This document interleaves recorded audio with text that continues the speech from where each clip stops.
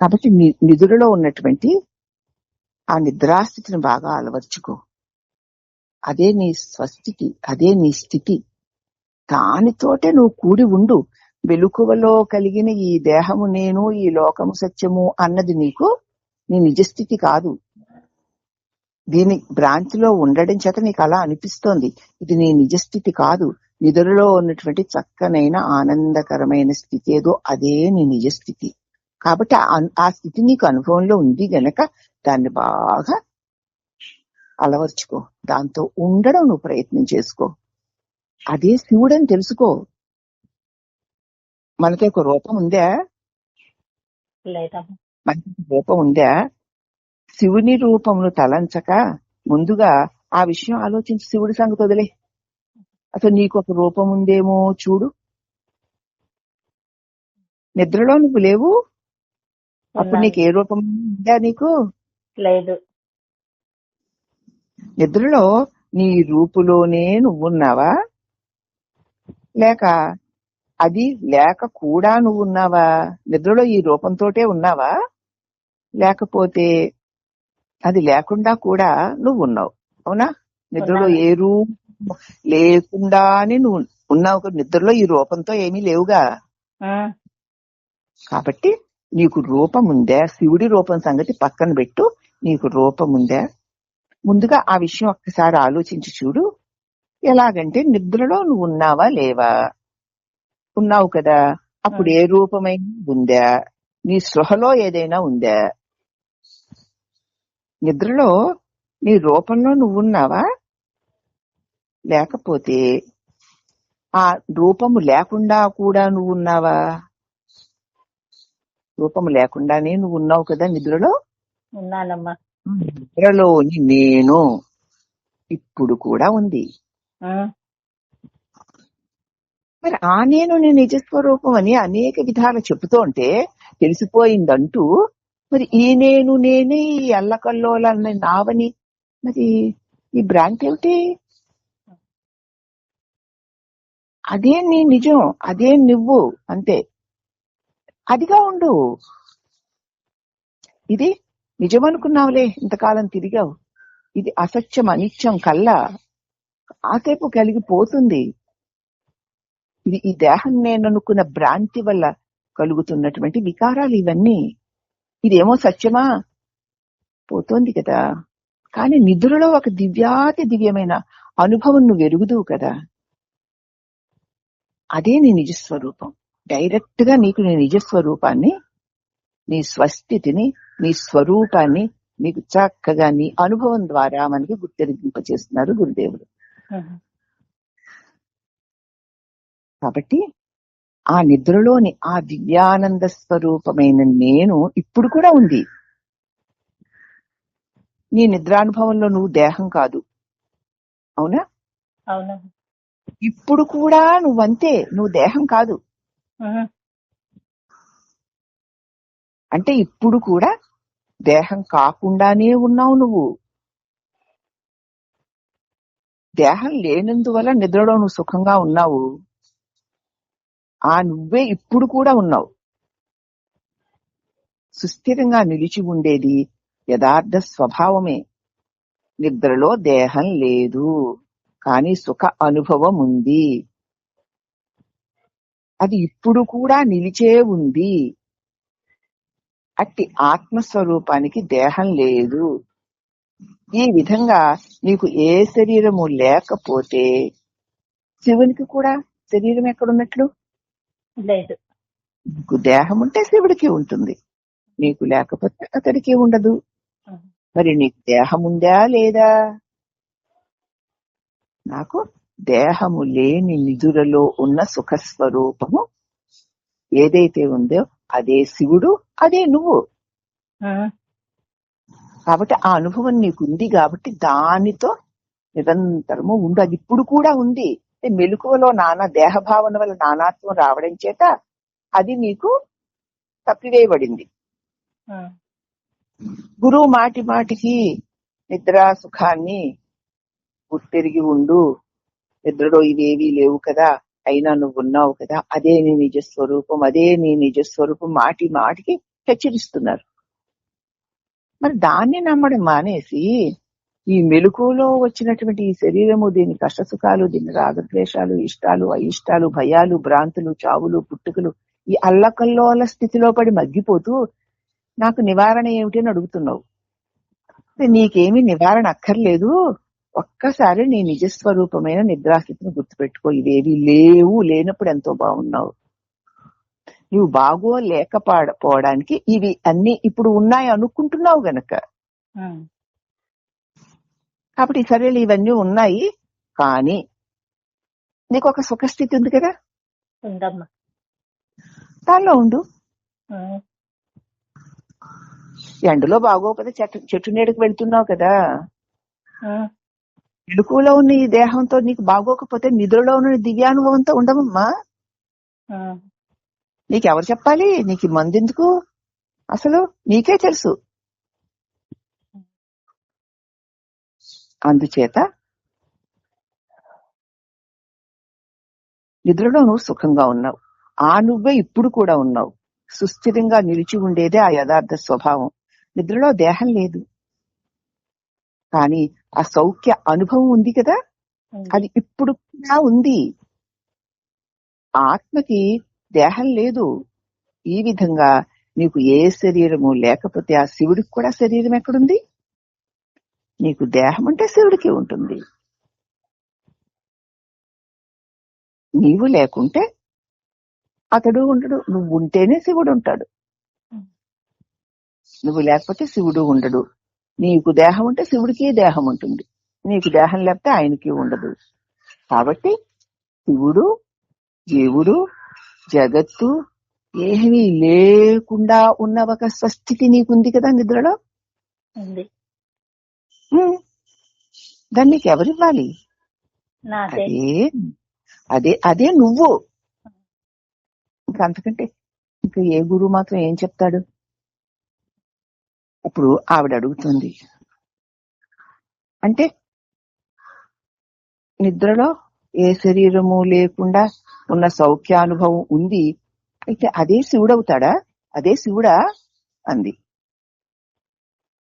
అప్పుడు మహర్షి అన్నారు, శివుడంటే ఆనంద స్వరూపం అని అర్థం. శివుడంటే మరి తల మీద పెద్ద జుట్టు చుట్టుకుని దాని మీద గంగను పెట్టుకుని మెళ్ళలో పాములు వేసుకుని విభూతులు రాసుకుని చర్మం కట్టుకుని త్రిశూలం పట్టుకుని కూర్చున్నవాడా? అర్ధ నిమీలిత నేత్రాలతో కూర్చున్న ఆ రూపమా శివుడంటే? నీకు రూపం అంటే శివుడికి కూడా అలాంటి రూపం ఉండొచ్చు. కానీ నిజం శివుడంటే ఆయన నిజస్వరూపం ఏమిటి అంటే ఆనందము అని అర్థం. సర్వమంగళకరము శుభస్వరూపము అని అర్థం. సర్వమంగళకరమైన శుభస్వరూపమైన ఆనందమే శివుడు. అంటే దానికి ఏం రూపాలు, ఏ నామాలు అంట కడతావు? ఆ మాటతో ఆవిడ చాలా తృప్తితో వెళ్ళిపోయింది. శివుడంటే అదా నిజానికి? ఓహో, నిద్రలో ఏమీ లేకపోతే ఎంత ఆనందంగా ఉన్నానో, ఆ ఆనందమే శివుడు.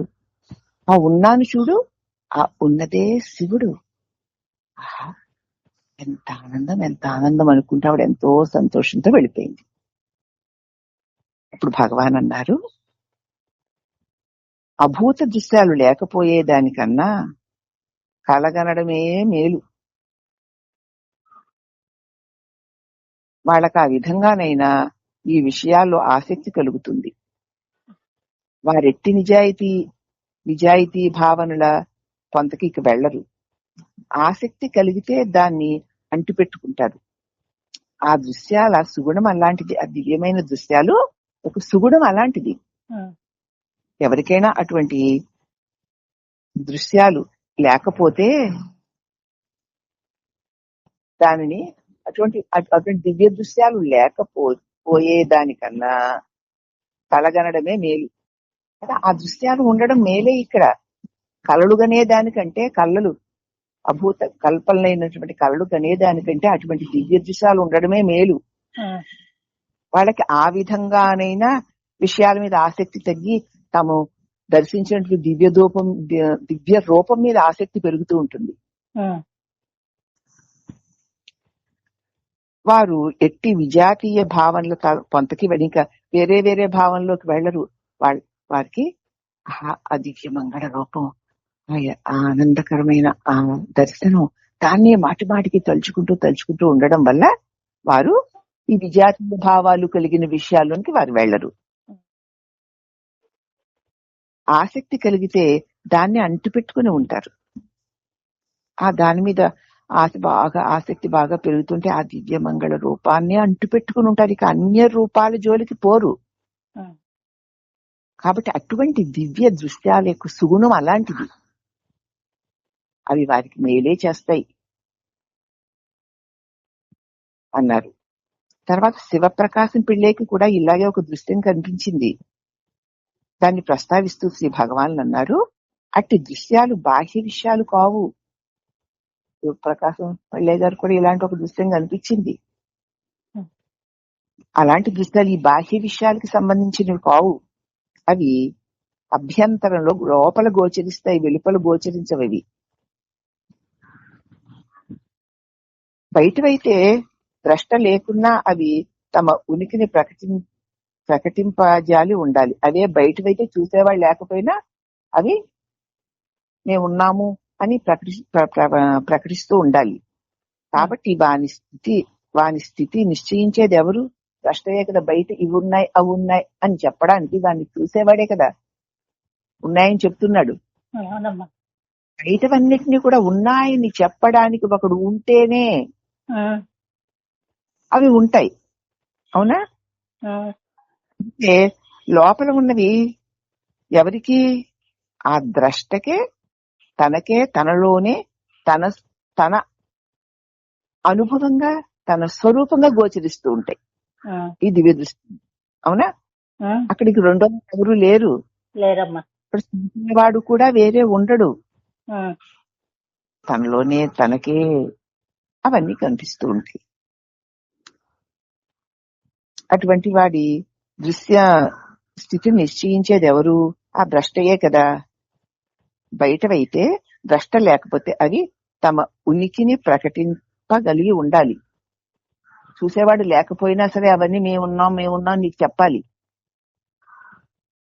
నువ్వు అవి ఉన్నాయి అంటే అవి తిరిగి స్పందిస్తాయి తప్ప అవి ఉన్నాయి అన్నదే నువ్వు నీకు లేదనుకో, ఇక వాటికి ఉనికేది లేదు. అందుచేత అవి తమ ఉనికిని వాటికి అవే ప్రకటించుకోగలగాలి. కనుక వాని స్థితి నిశ్చయించేది ఎవరు? ద్రష్టయే. అవి ఇలా ఉన్నాయి అలా ఉన్నాయి అని నిశ్చయించి చెప్పేది ఎవరు? ఈ ద్రష్టయే. ద్రష్ట లేకపోతే దృశ్యం లేదు, దృశ్యానికి విలువే లేదు. శివప్రకాశం పిళ్ళే గారు కూడా ఇలాగే ఒక దివ్య దృశ్యం కనిపించింది అంటూ, అట్టి దృశ్యాలు బాహ్య విషయాలు లాంటివి కావవి. అవి అభ్యంతరంలో తమకే తోచిన అనుభవాలు. అవే బయటవైతే చూసేవాడు లేకపోయినా అవి ఉండాలి. కానీ వాని స్థితిని నిశ్చయించేవారు ఎవరొకరు ఉండాలి కదా. అవి ఇలా ఉన్నాయి అలా ఉన్నాయి అనడానికి ఒక ద్రష్ట ఉండాలి కదా. కాబట్టి ఈ బయట విషయాల యొక్క అనేకత్వాలు కూడా తెలుసుకునే ద్రష్ట లేకపోతే అనేకమైన నామరూపాలు లేవు. అయితే ఈ దివ్య దృశ్యాలను చూసేటువంటి వాడు కూడా ఇక్కడ ద్రష్ట. తానే కదా చూస్తున్నాడు, వెలుపల కాదు, తన లోపల చూస్తున్నాడు. తన లోపల చూస్తున్నాడు కాబట్టి అది తన నిజస్వరూపం. వెలుగు చూస్తున్నాడు, వాడు చూసేవాడు లేకపోతే ఉండలేవు. లోపల చూస్తున్నాడు, అది అతడి స్వరూపమై ఉంది. అర్థమవుతుందా? నీకు లోపల ఎంత కనిపించినా కూడా అది నీ స్వరూపమే. అవునమ్మా, స్వరూపంలో గోచరించేవే. వెలుపల చూస్తే నీకంటే అన్యంగా కనపడతాయి. అందుచేత లోపల చూడబడినటువంటి ఏ దృశ్యమైనా నీవు లేకపోతే లేదు కాబట్టి అదంతా నువ్వే. భగవంతుడు కనిపించని, ఎవ్వరు కనిపించని, నీ లోపల నీకు కనిపిస్తే అది నువ్వేనని తెలుసుకో. లోకం కనిపించినా అంతే, శత్రువు కనిపించినా మిత్రువు కనిపించినా సరే, ఎవ్వరు కనిపించినా సరే అది నువ్వే. లేకపోతే అది లేదు. అని ఇక్కడ భగవాన్ అది చెప్పారని నా అర్థం అవుతుంది, నాకు అనుభవం కూడా అవుతుంది.